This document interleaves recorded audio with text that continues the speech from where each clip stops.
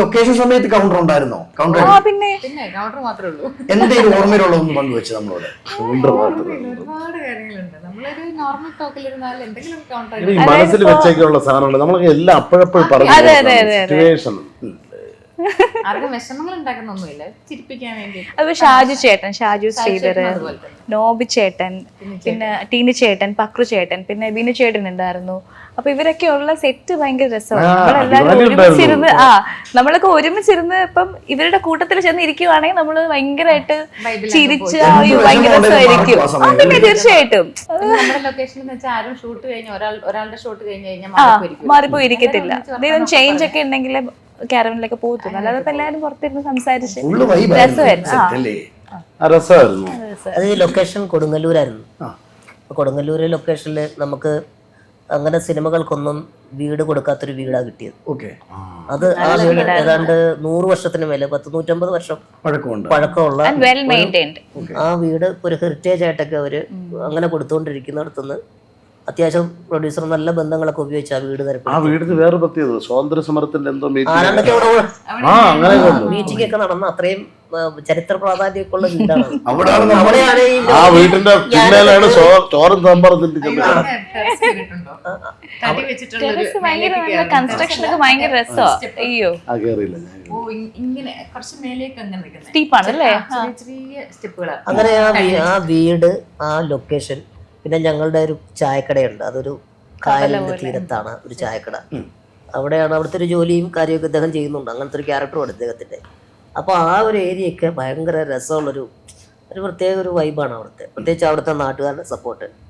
പിന്നെ ഇദ്ദേഹത്തിന് എന്ന് പറഞ്ഞാൽ കുറച്ച് കഴിഞ്ഞ് ഒരു 10 ദിവസമൊക്കെ കഴിഞ്ഞപ്പോഴേക്കും ഒറിജിനലായിട്ട് അവിടെ ചായക്കട നടത്തുന്ന ഒരു ചേട്ടൻ ഇടയ്ക്ക് ഭക്ഷണം കഴിക്കാൻ ഞാൻ നോക്കുമ്പോൾ ചില വീടുകളിലൊക്കെ ഇരിക്കുന്നു പുള്ളി. അത്ര ബന്ധങ്ങളായി അവരൊക്കെ ആയിട്ട്.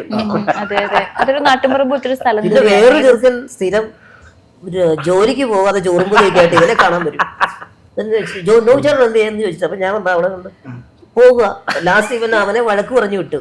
വല്ല ജോലിക്ക് പോകാൻ വന്ന സമയത്ത് ഇവിടെ ഷൂട്ടിംഗ് കൊണ്ടുവന്നു ഇവ ഇറങ്ങി വന്ന് പിന്നെ എല്ലാ ദിവസവും ചോറും കൊണ്ട് വന്ന് അവിടെ നിൽക്കും. പിന്നെ ലാസ്റ്റ് ഇവൻ കാറിൽ കയറി പോയപ്പോ അവൻ കരഞ്ഞ് ടാറ്റ പറഞ്ഞാണ് വിട്ടത്. നല്ലൊരു സ്ഥലം. ആ സംഭവം ആ സ്ഥലം എന്ന് പറഞ്ഞു കഴിഞ്ഞാൽ കടത്തുള്ള സ്ഥലമാണ്.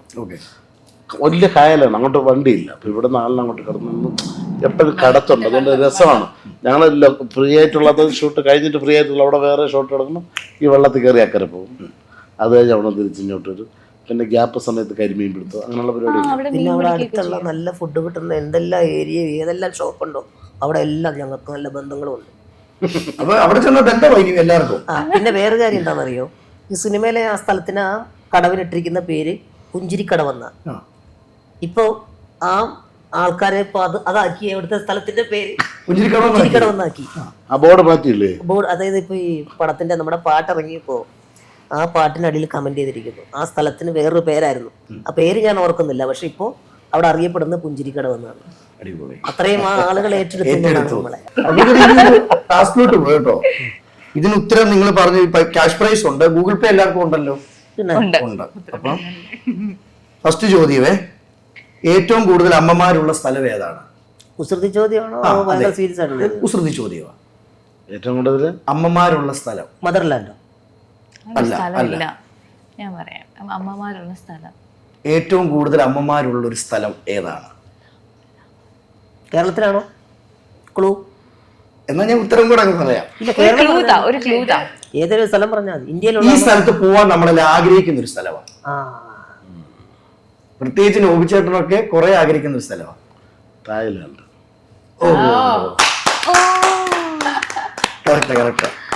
ആഗ്രഹമുള്ള എനിക്ക് പോകാൻ താല്പര്യമില്ല. ചുമ്മാ പോവാൻ താല്പര്യമുള്ള സ്ഥലം ഏതായിരിക്കും?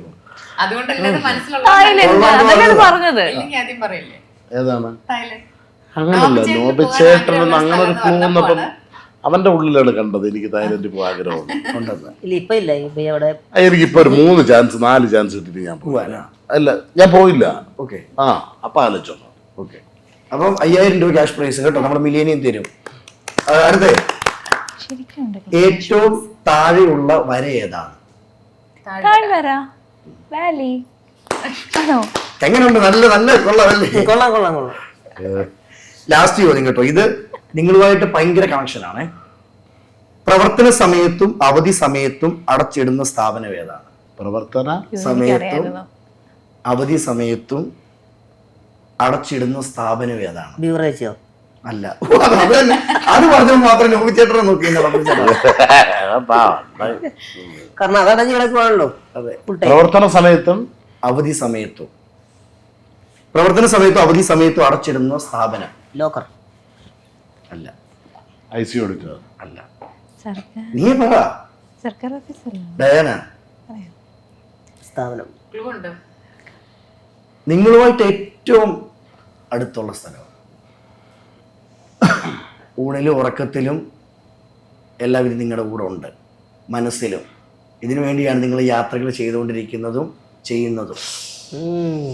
നല്ല എരിയുന്ന കറുവാണ്. ക്യാഷ് ആണോ? ATM? ആദ്യത്തെ അക്ഷരം പറയട്ടെ. സാ. ഒരു പൂവും കൂടെ തരട്ടെ. സിനിമ. ഓ, പറയാൻ 10,000 രൂപയാണ്. 10,000 ആണോ? 10,000. അതെങ്ങനെ? ഒന്ന് ചിന്തിച്ചു നോക്കിയാ. കറക്റ്റല്ലേ പക്രുച്ചേട്ടാ? കറക്റ്റാണ്. ഞങ്ങളുമായിട്ട് നമ്മളുമായിട്ട് അല്ല, ഞാൻ പറഞ്ഞതിനൊരു ചെറിയ ICU യൂണിറ്റും അങ്ങനെയാണ് എപ്പോഴും അടച്ചിടുന്നത്. പക്രുച്ചേട്ടാ എന്തോ ഒരുമിച്ച് അഭിനയിച്ച വ്യക്തിയാണ് പൃഥ്വി. ഇന്ന് ലോകം അറിയുന്ന സംവിധായകനായി പൃഥ്വിരാജ് മാറിയ സമയത്ത് എന്ത് തോന്നി? വലിയ അത്ഭുതമൊന്നും തോന്നില്ല. കാരണം എന്താണെന്ന് വെച്ച് കഴിഞ്ഞാൽ പൃഥ്വി അന്നേ നമുക്കറിയാം. കാരണം ഈ അത്ഭുത ദ്വീപ് എന്ന സിനിമ ഷൂട്ട് ചെയ്തുകൊണ്ടിരിക്കുന്ന സമയത്ത് ഒഴിവുള്ള സമയങ്ങളിൽ ഞാൻ ഏറ്റവും കൂടുതൽ ഇരിക്കുകയും സംസാരിക്കുകയും പുള്ളിയുടെ വിഷൻസ് ഒക്കെ മനസ്സിലാക്കുകയും ചെയ്ത ഒരു സുഹൃത്ത് എന്നുള്ള നിലയിൽ ഇത്രയും കൃത്യമായിട്ടുള്ളൊരു സിനിമയെക്കുറിച്ചിട്ടുള്ളൊരു ബോധമുള്ള അന്നേ എല്ലാ കാര്യങ്ങളും അപ്പം നമുക്കത് മനസ്സിലായിട്ടുണ്ട്. ഈ കാര്യങ്ങളെല്ലാം അദ്ദേഹം പറയുന്ന സമയത്ത് ഞാൻ അദ്ദേഹത്തോട് ചോദിച്ചു, എന്തെങ്കിലും സിനിമ ഡയറക്റ്റ് ചെയ്യാൻ താല്പര്യമുണ്ടോ എന്ന് ചോദിച്ചു. അന്നേരം അദ്ദേഹം പറഞ്ഞ മറുപടി എന്ന് പറഞ്ഞു കഴിഞ്ഞാൽ, ചേട്ടാ ചെയ്യില്ല എന്ന് പറയില്ല, പക്ഷേ അതിൻ്റേതായ കുറച്ച് കാര്യങ്ങളുണ്ട് എന്ന് മാത്രമേ പറഞ്ഞിട്ടുള്ളൂ. അല്ല കൃത്യമായിട്ട് ഞാൻ ഇന്നപോലെ സംവിധാനം ചെയ്യും അങ്ങനത്തെ കാര്യങ്ങളൊന്നുമില്ല.